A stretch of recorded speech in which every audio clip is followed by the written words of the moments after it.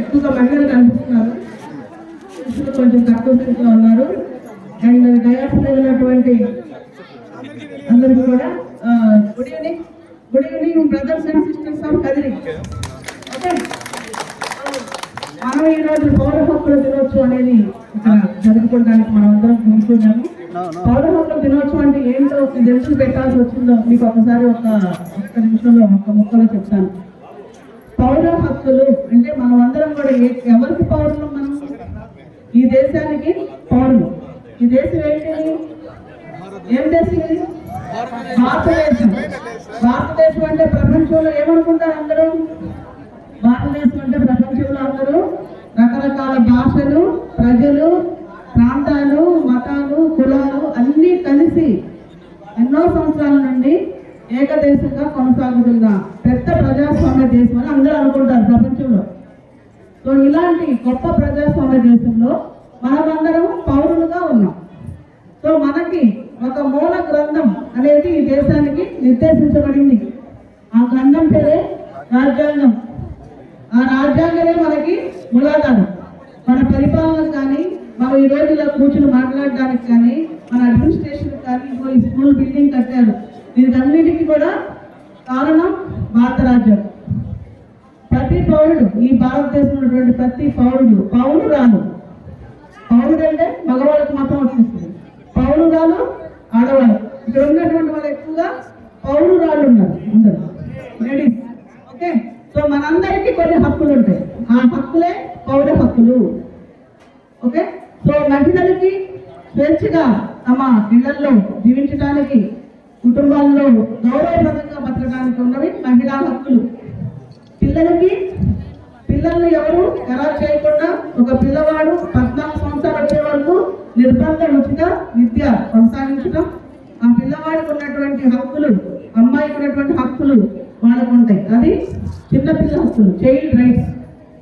Okay, అట్లాగే పెద్దవాళ్ళకి, వృద్ధులకి వాళ్ళకి స్వేచ్ఛగా జీవించాలి, వాళ్ళు ఎవరు ఎలా చేయకూడదు, దానికోసం ఒక యాక్ట్ వచ్చింది, సిటిజన్ రైట్స్ యాక్ట్. సో అది వృద్ధులకు హక్కులు. అలాగే మైనార్టీ హక్కులు. మైనార్టీస్ ఎవరైతే ఈ దేశంలో వివిధ మతాలు ఆచరిస్తూ మైనార్టీలుగా ఉన్నారో, అంటే తక్కువ సంఖ్యలో ఉన్నారో, వారందరికీ ఉన్న హక్కులు మైనార్టీ హక్కులు. అలాగే ఈ సమాజంలో ఎప్పటి నుండో వివక్షకు గురవుతూ సమాజంలో రకరకాలటువంటి అవగాహనలు ఎదుర్కొంటూ మెయిన్ స్ట్రీమ్ సమాజం అంటే అందరితో పాటు సమానంగా సమాజంలో ఎదగాల్సిన అవకాశం ఉన్నప్పటికీ అంత అవకాశం లేకుండా వివక్షకు గురవుతున్నటువంటి వాళ్ళందరినీ కూడా, అంటే మార్జినల్ కమ్యూనిటీస్, వెనకబడినటువంటి తరగతులు, వెనకబడినటువంటి కులాలు, వాళ్ళకున్న హక్కులే ఓబీసీ రైట్స్. అట్లాగే దళితులకు ఉన్నటువంటి హక్కులు దళిత హక్కులు. సో ఈ అన్ని హక్కులు కూడా దేని కింద వస్తాయి? ఈ అన్ని హక్కులు కూడా హ్యూమన్ రైట్స్, మానవ హక్కుల కింద ఉన్నటువంటి. ఇన్ని రకాల హక్కులు ఉన్నాయి కదా, మరి ఇన్ని రకాల హక్కులున్నా ఇంకా ఈ దేశంలో ఇలాంటి వివక్ష, ఇంత దారుణాలు, ఇంత నేరాలు ఎందుకు జరుగుతున్నాయి అని చెప్పి మనం ప్రశ్నించుకుంటాం. ఎందుకు జరుగుతున్నాయి అంటే అవగాహన లేకపోవడం, ఎడ్యుకేషన్ తక్కువగా ఉండటం, ఆర్థికంగా వెనుకబడటం, ఇవన్నీ కారణాలు. సామాజికంగా వెనుకబడటం, రాజకీయంగా వెనుకబడటం. సో ఇన్ని రకాలైనటువంటి కారణాల వలన సమాజంలో వివక్ష అనేది కొనసాగుతుంది, డిస్క్రిమినేషన్ అనేది ఉంటుంది, ఇంకా నేరాలు అనేవి ఉంటాయి. సో మనము ఈరోజు ఈ కార్యక్రమానికి రావడానికి ముఖ్య ఉద్దేశం ఏంటంటే, గవర్నమెంట్ 2011 సంవత్సరంలో ప్రతి ఒక్క నెలలో ఒక రోజు ఖచ్చితంగా, నెల ఆఖరికి ముఖ్యంగా సివిల్ రైట్స్ డే కండక్ట్ చేయమని చెప్పి ఒక గవర్నమెంట్ సర్క్యులర్ రావడం జరిగింది. అప్పటి నుంచి కూడా హ్యూమన్ రైట్స్ లో భాగంగా ఉన్నటువంటి పౌర హక్కుల దినోత్సవాన్ని మనము నిర్వహిస్తూ ఉన్నాం. ఈ జిల్లాలో వచ్చిన తర్వాత నేను ఇది అబ్జర్వ్ చేశాను. ప్రీవియస్ ఏ జిల్లాల్లో పనిచేసామో, గుంటూరు కానీ, వెస్ట్ గోదావరి కానీ, అక్కడ కండక్ట్ చేసాం. కానీ ఇక్కడ ఈ జిల్లాలో కండక్ట్ చేయట్లేదు అని చెప్పి తెలిసింది. So I have started here పౌర హక్కుల దినోత్సవం.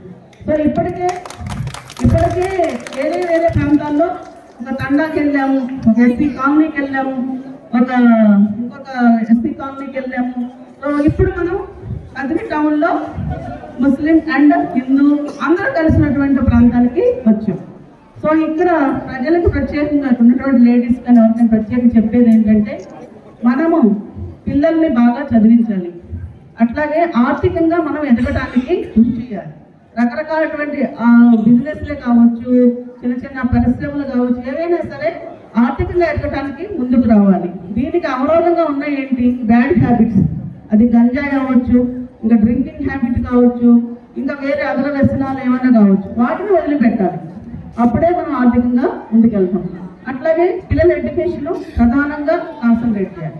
ఇప్పుడు భారత రాజ్యాంగం గురించి మనం మాట్లాడాం. భారత రాజ్యాంగంలో కొన్ని హక్కులు ప్రత్యేకంగా చెప్పారు. అవి ప్రాథమిక హక్కులు. ఈ ప్రాథమిక హక్కులు ఏంటంటే ప్రతి వ్యక్తికి సమానంగా, పక్కవారితో సమానంగా అన్ని రకాలైనటువంటి ఆర్థిక, సామాజిక, రాజకీయ అన్ని రకాలైనటువంటి అవకాశాలు పొందడానికి ఉన్నటువంటి హక్కు సమానత్వ హక్కు. తర్వాత స్వేచ్ఛ హక్కు. ఏ వృత్తినైనా సేకరించడానికి, ఏ పనైనా చేయడానికి, ఈ దేశంలో ఏ ప్రాంతానికి వెళ్ళడానికి, వాడు స్థిరపడటానికి ఉండేది స్వేచ్ఛ హక్కు. మూడోది భావ ప్రకటన. అంటే స్వేచ్ఛ హక్కులో భాగంగా ఉండేదే భావ ప్రకటన స్వేచ్ఛ. అంటే తమకు ఏమైతే కరెక్ట్ అనిపిస్తుందో, ఎదుటి వాళ్ళకి ఇబ్బంది కలిగించినటువంటి విషయాల్ని వ్యక్తం చేయడానికి ఎప్పుడు కూడా భయపడాల్సిన అవసరం లేదని భారత రాజ్యాంగం తెలియజేస్తుంది. అలాగే కొన్ని అంటే విద్యాపరంగా, సంస్కృతి పరంగా మన మతాన్ని మనం ప్రచారం చేసుకోవడానికి, సంస్కృతి పరంగా పండుగలు చేసుకోవడానికి అన్నిటికీ రకరకాలటువంటి హక్కులు నిర్దేశించబడినాయి. అట్లాగే ఆస్తి సమకూర్చుకోవడానికి, తమ ఆస్తిని పెంపొందించుకోవడానికి కూడా హక్కు కల్పించబడింది. ఇవన్నీ కూడా హక్కులు. ఈ హక్కులు లేకుండా వేరే వాళ్ళు మనల్ని ఎదగనీయడం కష్టం. కాబట్టి ఎప్పుడైతే హక్కులకు భంగం కలుగుతుందో అప్పుడు ప్రతి ఒక్కరు కూడా తమ గళాన్ని ఎత్తుతారు. దాన్ని ఒక నిరసన రూపంలో తెలియజేస్తారు, లేదా లీగల్గా కూడా తెలియజేయవచ్చు. ఆ లీగల్గా తెలియజేసేదే రిట్ పిటిషన్స్. అవి కోర్టులో వేస్తారు. సో ఇప్పుడు ఇక్కడ ఉన్నటువంటి ప్రజలకి, ముఖ్యంగా లేడీస్ ఎక్కువగా ఉన్నారు కాబట్టి మీకు తెలియజేసేది ఏంటంటే, ముఖ్యంగా అమ్మాయిలు, మన ఇంట్లో అమ్మాయిలు అబ్బాయిలు ఇద్దరు ఉంటారు కదా, ఉన్నారా? అమ్మాయిలు అబ్బాయిలు. సో ఎక్కువగా మన కదిరి ప్రాంతం నుంచి నేను గమనించింది, అమ్మాయిలు అబ్బాయిలు మిస్సింగ్ కేసెస్ ఎక్కువగా రిపోర్ట్ అవుతున్నాయి. మిస్సింగ్ అంటే 14 నుంచి 18 ఏళ్ళలోపు పిల్లలు మిస్ అయిపోతున్నారు. సో అట్లా ఎందుకు మిస్ అవుతున్నారు? కారణం ఏంటి? సెల్ ఫోన్ ఎక్కువగా వాడడం, తర్వాత బయట చదువు ఆపేసి తిరగడం, ఇవన్నీ కూడా కారణాలు. అందుకని 14 నుంచి 18 ఏళ్ల వయసులో ఉన్నటువంటి అమ్మాయిలు ఏం చేస్తున్నారు? చదువుకుంటున్నారా? సెల్ ఫోన్ ఎక్కువ వాడుతున్నారా? ఇదన్నీ తల్లిదండ్రులు గమనించుకోవాలి. సో ఆ వయసులో మిస్ అయ్యి వెళ్ళిపోతే, ఆ వయసులోనే పెళ్లి చేసేసుకొని పిల్లలను కనేస్తే ఆ పిల్లలు సరిగ్గా పుట్టరు, ఆ తల్లి ఆరోగ్యం సరిగ్గా ఉండదు, వాళ్ళ సమాజానికి రేపొద్దున పనికిరాదు. వాళ్ళకి తెలియదు ఆ వయసు ప్రభావం అలా ఉంటుంది. 14 ఏళ్ళప్పుడు అప్పుడే వయసులో వస్తూ ఉంటారు కాబట్టి నేను చాలా అందంగా ఉన్నామని ఎవరికి వాళ్ళే ఫీల్ అయిపోయి ఈ విధంగా బిహేవ్ చేస్తుంటారు. కాబట్టి ఈ వయసులో ప్రతి ఒక్క అమ్మాయి అందంగానే ఉంటుంది, ప్రతి ఒక్క అబ్బాయి యాక్టివ్గానే ఉంటాడు. కాబట్టి దాన్ని వాళ్ళు చదువుపైన దృష్టి మరల్చి తమ జీవితంలో ఎదగాలి తప్ప ఇట్లా వెళ్ళిపోవడము, ఇట్లా డెవలప్మెంట్ ఇవన్నీ కూడా కరెక్ట్ కాదు. ఇది తల్లిదండ్రుల నుంచే ఈ మార్పు రావాలి. మీరే పిల్లలకు తెలియజేయాలి. పిల్లలను ఆ విధంగా మీరు బాధ్యతగా చూసుకోవాలి, ముఖ్యంగా అమ్మాయిల విషయంలో. అలాగే చిన్న చిన్న పిల్లలు, ఆడపిల్లల పట్ల కూడా నేరాలు ఎక్కువగా ఉన్నాయి. ఎందుకుంటున్నాయి? మన బంధువులు, చుట్టుపక్కల వాళ్ళకి మనం అప్పు చెప్పేసి పనులకు వెళ్ళిపోతాం.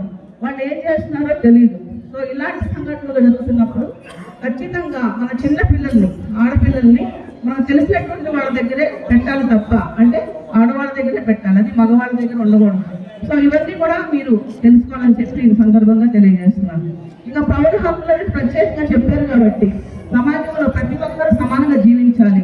కుల వివక్ష, మత వివక్ష అది ఏది కూడా దీనికి అడ్డంకిగా ఉంటుంది. కాబట్టి మనమందరం భారతదేశ పౌరులుగా సమానంగా జీవిద్దాం. ఎక్కడా కూడా మనం వివక్షకు తావలేకుండా ఉందాం. ఇంకా ఎస్సీ ఎస్టీ PY యాక్ట్ అనేది 1989లో తీసుకురావడం జరిగింది. ఈ యాక్ట్ ప్రకారం ఏంటంటే, ఎవరైనా ఎస్సీస్ పైన నేరాలు కనుక పాల్పడితే ఆ చట్ట ప్రకారం శిక్షార్హులు అవుతారు. సో ఇలాంటి సందర్భాలు అంటే ఆ వివక్ష రకరకాలుగా ఉండొచ్చు. ఆర్థికంగా ఉండొచ్చు, సామాజిక పరంగా ఉండొచ్చు, రాజకీయ పరంగా ఉండొచ్చు, లేదా వ్యక్తిగత దోషణ రూపంలో కూడా ఉండొచ్చు. కులం పేరుతో తిట్టడం లాంటివి ఉండొచ్చు, దౌర్జన్యం చేయటం ఉండొచ్చు, శారీరకంగా హాని చేయటం అంటే అటాక్ చేయటం లాంటివి ఉండొచ్చు. సో ఇలాంటి సందర్భాలు ఉన్నప్పుడు ఖచ్చితంగా రిపోర్ట్ చేయాలి. వాటిపైన కేసు కట్టడం జరుగుతుంది. దానికి తగిన విధంగా గవర్నమెంట్ కాంపెన్సేషన్ కూడా దీనికి ఇస్తూ ఉంది. సో దీనిని కూడా అందరూ గుర్తించుకోవాలి. అట్లాగే మన పక్కనటువంటి వ్యక్తి, మన ఇంట్లో మనం ఎలా ఉంటామో మన పక్కన జీవించే వ్యక్తి కూడా ఒక మనిషి. ఆ మనిషిలో కూడా అదే రక్తం ప్రవహిస్తుంది, మనలో కూడా సేమ్ రక్తం ప్రవహిస్తుంది. సో అందరూ కూడా మనిషి సమానమే. ఈ భూమి మీద జీవించినటువంటి ప్రతి ఒక్క వ్యక్తికి అందరితో పాటు సమానంగా జీవించేటువంటి హక్కు కల్పించడం జరిగింది. అదే హ్యూమన్ రైట్స్, అవే మానవ హక్కులు. మానవ హక్కుల నుంచి మనము ఈ దేశానికి సంబంధించి ప్రత్యేకంగా రకరకాలైనటువంటి హక్కులు చట్టాలు రూపొందించాం. అవే పౌర హక్కులు. ఈ పౌర హక్కులు పరిరక్షించడం ప్రతి ఒక్కరి బాధ్యతగా గుర్తెరగాలని తెలియజేస్తున్నా. ముఖ్యంగా కదిరి ఇది నోన్ ఫర్ దేనికి? కదిరి ఫేమస్ చెప్పాలి. కదిరి దేనికి ఫేమస్? కల్చర్కి పురాతనమైనటువంటి గుడులు, మసీదులు, ఓకే, రకరకాలైనటువంటి పండుగలు అన్నిటికీ ఫేమస్. మనమందరం కలిసి రకరకాలైనటువంటి పండుగలు ఇక్కడ జరుపుకుంటున్నారు ఎన్నో సంవత్సరాల నుంచి. హిస్టారికల్ టౌన్ ఇది, హిస్టారికల్ టౌన్. సో ఇలాంటి కల్చర్ ఇంకా బాయి అంటే బహన్ సంస్కృతి మన కదిరిలో ఉంది. దీన్ని మనం ఇంకా ముందుకు తీసుకెళ్తాం, అందరికీ చాటి చెప్తాం. మన ప్రజలందరం మనం కలిసి ఉంటాం, పౌరులుగా గుర్తిస్తాం. మన భారతదేశానికి నిజమైన పౌరులని మనం చాటి చెప్తాం. సమాజంలో సమానత్వం కోసం మనం అందరం కృషి చేస్తామని ఈ సందర్భంగా మీకు తెలియజేస్తూ సెలవు తీసుకుంది. Thank you. నేను ఆఫీసర్గా చేయలేంది ఇక్కడ 2 years ఒక బిజినెస్ కమిటీ మెంబర్గా ఉన్నా. అంటే ఏంటి, పేదవాళ్ళకి ఎక్కడ ఏది జరిగినా కూడా మనం అక్కడ దగ్గర ఉండి న్యాయం చేసి వాళ్ళ భూములు కానీ ఎవరన్నా పెద్దలు లాక్కున్నా కానీ కుల వివక్షత అనేది ఎక్కడన్నా ఉన్నా, తర్వాత ఎక్కడన్నా అట్రాసిటీ అంటరాంతరం ఎక్కడన్నా ఉన్నా, తర్వాత ఇంకా ఎక్కడంటే ఏదైనా ఇంటర్కాస్ట్ మ్యారేజ్ కానీ ఇక్కడ ఏదైనా కానీ ఒక పోలీసు వాళ్ళని కూడా ఎందుకంటే ఎప్పుడైనా ఇప్పుడు ప్రజెంట్ అయితే ఇది ఫ్రెండ్లీ అని ఎక్కడన్నా కానీ అందరూ వల్ల మనం ఉంటాం.